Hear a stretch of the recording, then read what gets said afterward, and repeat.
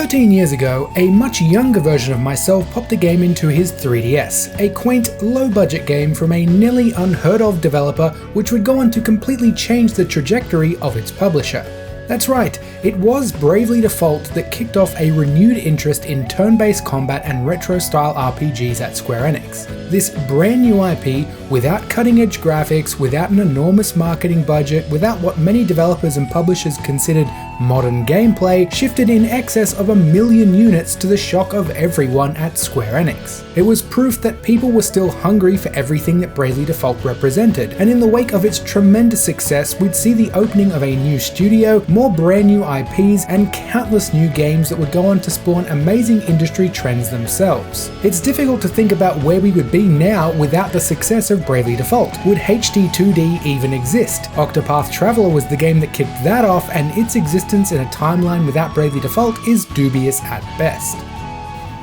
I guess the problem with being the game that started it all is whether or not a remaster of it stands up in 2025. It may have broke ground in 2012, but what does it look like next to games like Bravely Default 2, Octopath Traveler, and World of Final Fantasy?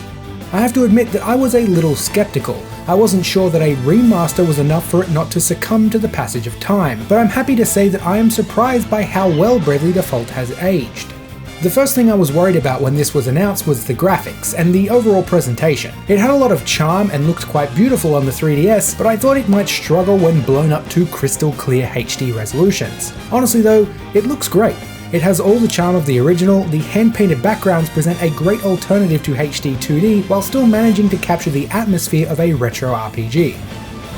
On the other hand, the combat was something I never worried about. It remains to this day a brilliant twist on turn-based combat, and the job system is timeless. Have you ever met a person you say, hey, let's go get some job system in a JRPG, and they say, hell no, I don't like no job system? Job systems are delicious. If you've never played Bravely Default or Bravely Second or Bravely Default 2, basically it's a traditional turn-based system with turns themselves becoming a resource in addition to all the stuff you'd normally expect, like health and mana. You can use Default to bank turn points and then Brave to unleash multiple actions in one turn by spending those turn points. You can also go into negative turn points, and multiple turn points can be used for some special actions and blah blah blah. This is all built on top of the aforementioned excellent job system. There's a bunch of different jobs, or classes, which you unlock over the course of your playthrough. You can switch any party member between jobs freely, and there is quite a lot of depth to your choices. Leveling up jobs gives you access to skills and abilities that can then be used even when you switch jobs. For example, I heard you like mages, so we leveled Black Mage on your White Mage, and now you can Black when you White. The only thing really that I can point to as a negative is the voice acting, and I'd say it's more of a neutral than negative. This is fraud! I'll see you about it for this! It's probably a combination of things, the main one being that the auto function isn't handcrafted. It doesn't provide a nice smooth transition between voice lines to keep the pacing natural. Instead, they've put a static little gap between every voice line, which, along with the overall quality of the voiceover, gives off a slightly stilted feeling. You're not alone. The lack of women here is positively chilling. Though it seems someone lives here. So all the old stuff holds up pretty well for the most part, but is there anything new besides the fresh coat of paint?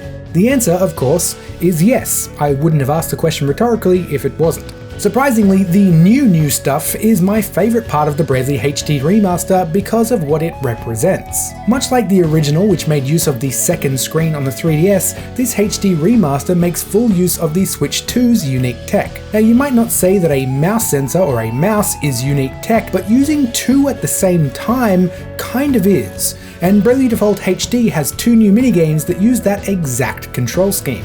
There's the Square Enix Flight Simulator, which puts you in the cockpit of the in-game airship, and a music rhythm minigame that require the use of both Joy-Cons in mouse mode. In the airship minigame, the Joy-Con mice represent your right and left hands. You need to steer the ship, control the elevation, flick switches, and deal with a number of emergencies and requests from party members.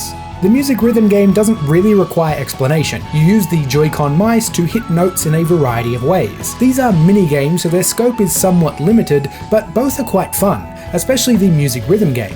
And that excites me because if this is what a third-party developer was able to come up with this early on in the Switch 2 lifecycle, imagine what can be done with this unique control scheme in the future. I'm a huge fan of music rhythm games, so I'm looking forward to what other developers can come up with.